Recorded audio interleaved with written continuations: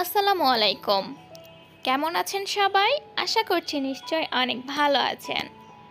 আজকে তৈরি করছি আনারসের জুস।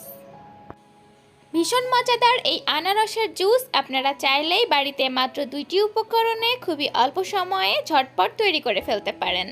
এখন চলে যাচ্ছি আনারসের জুস তৈরির মূল প্রস্তুত প্রণালীতে।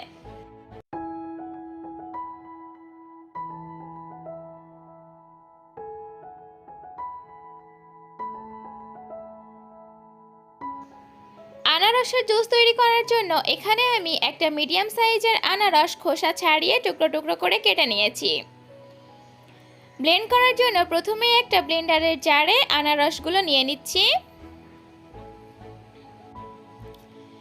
কেটে নেওয়া আনারসগুলো দিয়ে দেওয়ার পরে দিয়ে দিচ্ছি স্বাদ অনুযায়ী চিনি। চিনিটা নিজেদের টেস্ট অনুযায়ী দিতে হবে। চিনি দিয়ে দেওয়ার পরে দিয়ে দিচ্ছি সামান্য একটু বিট লবণ এবং এখন দিয়ে দিচ্ছি প্রয়োজন মতো পানি। এখানে আমি যে পরিমাণে আনারস নিয়েছি এতে করে আমি 2 গ্লাস আনারসের জুস তৈরি করতে পারবো। সবগুলো উপকরণ দিয়ে দেওয়া হয়ে গিয়েছে। এখন আমি চলে যাচ্ছি সবগুলো উপকরণ একসাথে ব্লেন্ড করে নেওয়ার জন্য।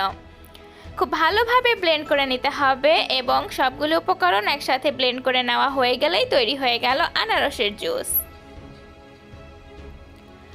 খুব সুন্দর করে ব্লেন্ড করে নেওয়ার পরে আনারসের জুসটা এখন রেডি হয়ে গিয়েছে। চলে যাচ্ছি পরিবেশন করে নেওয়ার জন্য।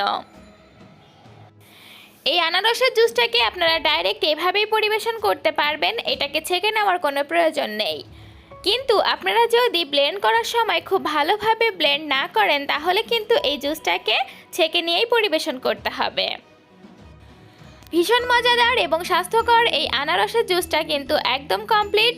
তো আপনারা দেখতেই পারলেন মাত্র 2 থেকে 3টি উপকরণে মাত্র 5 মিনিটেই কিন্তু বাড়িতেই যখন তখন আপনারা আনারসের জুসটা তৈরি করতে পারবেন।